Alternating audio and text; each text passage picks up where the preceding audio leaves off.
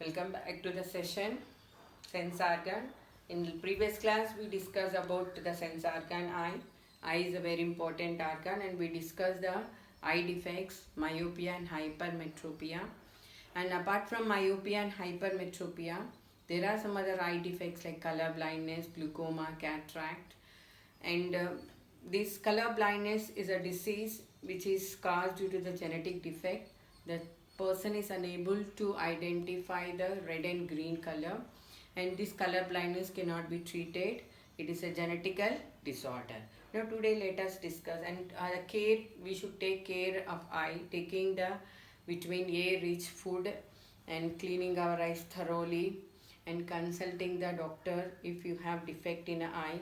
And vitamin A deficiency causes night blindness, so we have to take care of our vision and we have to take a healthy balanced diet so that your vision will be perfect. Now let us, and not watching the TV very close, all such thing, if you take care of your eyes and your vision will be good. Now let us discuss about sense organs. Ear, another important sense organ, ear. You already learned in lower classes that ears help us to listen. First and foremost thing is they help us to listen. Now when you go into the deeper part of the ear, there are so many parts which play a very important role in converting the sound waves. Let us discuss. The ear is divided into major three parts: external ear, middle ear, inner ear. External ear, middle ear, inner ear. The outer part of the ear, which look like a trumpet, when you touch the external part of the ear, we call it as pinna. What we call it? Pinna.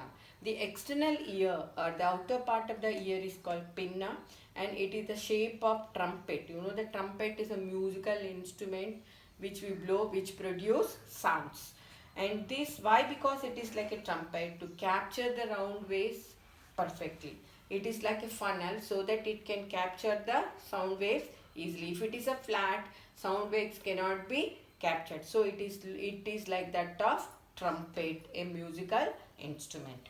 This external ear will opens into a small canal-like structure called auditory meatus. You can keep your finger into your ear and you can touch the auditory meatus. The whole like structure we call it as auditory meatus. At the end of this auditory meatus, a small thin membranous flap-like structure which is conical in shape is present, that is called tympanic membrane or eardrum. Tympanic membrane or eardrum. External ear, auditory meatus or auditory canal, tympanic membrane. These three parts we call it as external ear. Now when we go for the internal ear, middle ear. The next part is middle ear. This middle ear is made up of three types of bones. A chain of bones. This chain of bones we call them as malleus, incus, stapes. These three bones have different shapes. Malleus is the first bone which look like a hammer. The second bone called incus look like an anvil. And the third, the smallest bone in our body, which is the size of one rice grain, is called stapes, which look like a stirrup. The stirrups in the horse. These three chain of bones are present in the middle ear. Now going to the inner ear, the innermost ear, the very important part for hearing. This inner ear consists of three major parts. First one, a snail-like spirally coiled structure is called as cochlea. This snail-like spirally coiled structure is called cochlea. Above the cochlea, there is another structure called vestibule. What we call that structure? Vestibule, vestibular nerve. Vestibule, another structure called vestibules. Over the vestibules, three semicircular canals are present which are right angle to each other. Three semicircular canals which are right angle to each other. Vestibules and three semicircular has different function and cochlea has different functions. Semicircular canal, vestibule, cochlea, all these three together constitute inner ear. inner ear. At the end of vestibule, a nerve arises called vestibular nerve. At the end of cochlea, a nerve arises called cochlear nerves. These two nerves join together to form an auditory nerve and send the information to brain. Send the information to brain. Now, at the end of these three incus, malleus, incus and stapes, there is a membrane called oval window. This oval window is the ending part of middle ear, and the inner ear opens through the round window. End part of middle ear is called oval window, and the round window is the starting part of inner ear. Oval and round windows connect the middle ear and the inner ear. There you can see a tube in the area where there are three middle ear. That tube is called eustachian tube, which has connection, ear have connection with the throat. Ear has connection with the throat. So it is called eustachian tube. Eustachian tube is present, and let us see how the sound is travelled in the ear and how the sound reaches the brain. I already said, children, we hear with our brain. Brain plays a very important role in hearing or in vision, everything. Let us see how the sound will travel from one place to another place. Before going to that, let us discuss about cochlea. Cochlea is a very important part of the ear.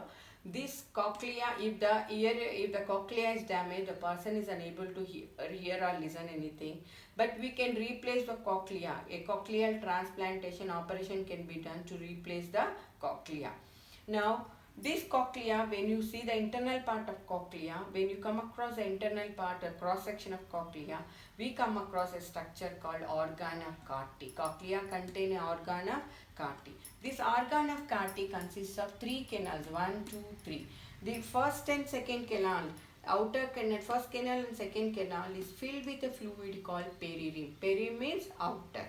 And for the outer two canals, and the inner canal is filled with a fluid called endolymph. What is the name of that fluid? Endolymph. Outer canal and the middle canal is filled with a fluid called endolymph, and outer and first and third canals are filled with a perilymph. Endolymph, perilymph. Now, this organ of Carty consists of small hair-like structures called cilia, which transmit the sound waves. Let us see how the sound will travel now. Now, when the sound waves reaches the pin of the ear, the sound waves are transmitted into auditory meters. From the auditory meters, they touch the tympanic membrane. The tympanic membrane vibrates, and these vibrations are transferred to malleus, incus and stapes. Malleus, incus and stapes. When these three sound waves, when these three bones vibrates and amplify, when these three bones receive the vibrations, they amplify this vibration and send this vibration to cochlea. Inside the cochlea, the organ of Carty is present. The organ of Carty contains hair cells. The hair cells will vibrate. And these vibrations are sent in the form of electric current to the cochlear nerve. And similarly, the vestibular nerve also receive these vibrations, and this cochlear nerve and vestibular nerve join together to form an auditory nerve, and these auditory nerves send the information to the brain. The brain has a specific center for listening, and brain will identify the sound. Then only we hear the sound. Once again, I'll explain. The sound waves travels from external ear into auditory meters to tympanic membrane to the malleus, incus and stapes. From the stapes, the inner membrane of oval window. From oval window, they will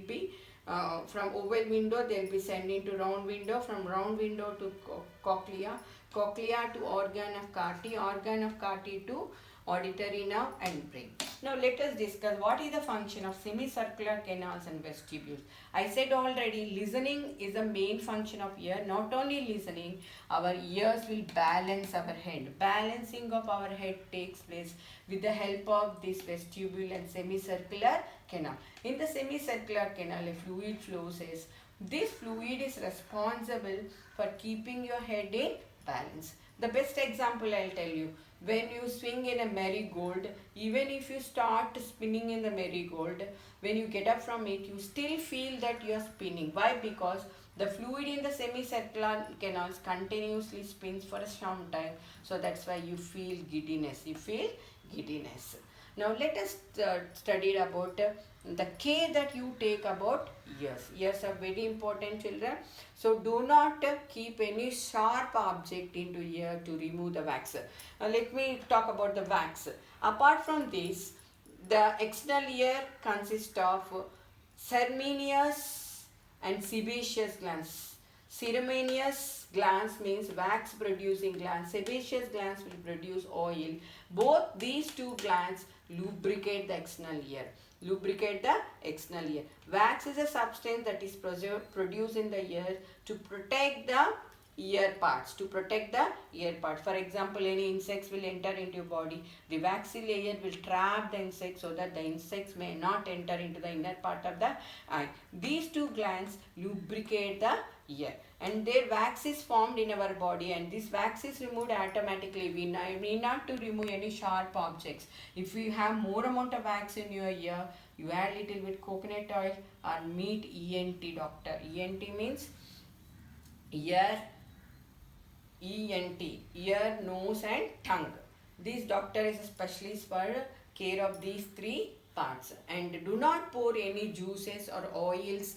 Do not pour any juices or oil into your ears. And if you get any disorder in your ear, meet the ENT doctor immediately. Do not pour. And what diseases usually come across the ear, nose and throat. Ear, nose and throat. ENT doctor means ear, nose and throat. You should meet the ENT doctor immediately if you have any problem with your ear. Do not keep any sharp object. Do not pour any oil or juices, hot oil or juices.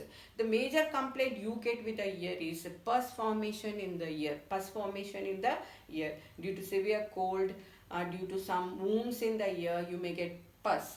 So that is a major thing, and you should meet the doctor immediately to protect your ears. Thank you, children.